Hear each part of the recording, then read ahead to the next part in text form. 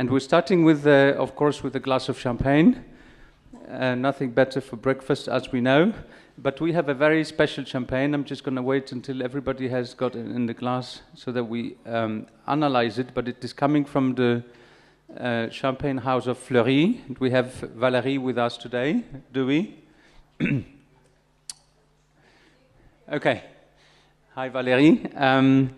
Fleury is actually a pretty small house by champagne standards, only making 200,000 bottles per year.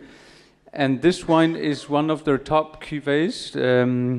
Robert Fleury is named after one of the founders, Extra Brut 2005. The interest of this wine is that it's not only an older vintage, so we've got a wine that is nearly 13 years of age, but also it's very atypical in Champagne for including a large proportion of Pinot Blanc. As you know, Pinot Blanc is one of the 7 grape varieties permitted in Champagne, but there are maybe 5 or 6 wines that actually include it, because normally it's not really grown anymore. The situation is similar to Burgundy, whereas also, as all the sommeliers will know before they take an exam, Pinot Blanc is permitted to use in many appellations. So everybody has got the champagne. So first of all, cheers to everybody. Thank you for being here in Warsaw.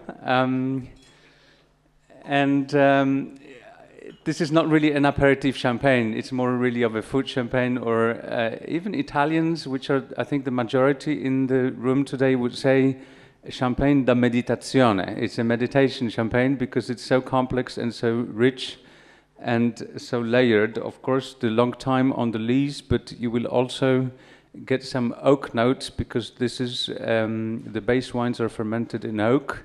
This is again atypical for Champagne, although now more and more widespread, especially for the boutique houses.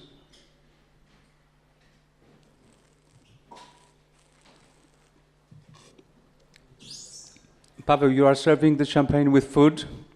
What sort of food would you recommend with a wine that is so rich? This is really like a white Burgundy with some bubbles, more than a sparkling wine as we normally know it. Yes, exactly. So the wine is very powerful, very rich, but a little bit of the evolution we have here. I always say that it's better to celebrate something with the glass of champagne than without. So thanks to Beata, we can enjoy today this beautiful champagne and from the best importer Vini Affini, and thanks to, of course, Fleury family. As you say, Wojtek, during the dinner I always, with this champagne I will stay all the dinner. Start from the aperitif through some fish appetizer, then with the, for example, stew of the veal with some mushrooms. Because of the evolution of this wine, and as a dessert itself. So I can enjoy all the dinner with just this wine. So, thank you. Champagne for the entire dinner. My initial thoughts were going towards cheese. I like to surprise people by serving a wine like this with camembert or brie. So cheeses that are very powerful in flavor, not so easy to match sometimes. People would often put red wines with them, but I think it's better to put a very rich white wine.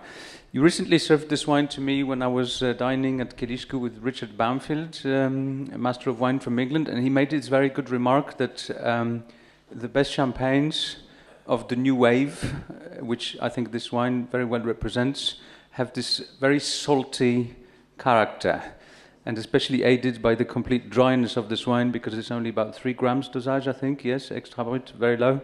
So this saline, very savory dimension is emerging, which I think is an interesting trend in Champagne.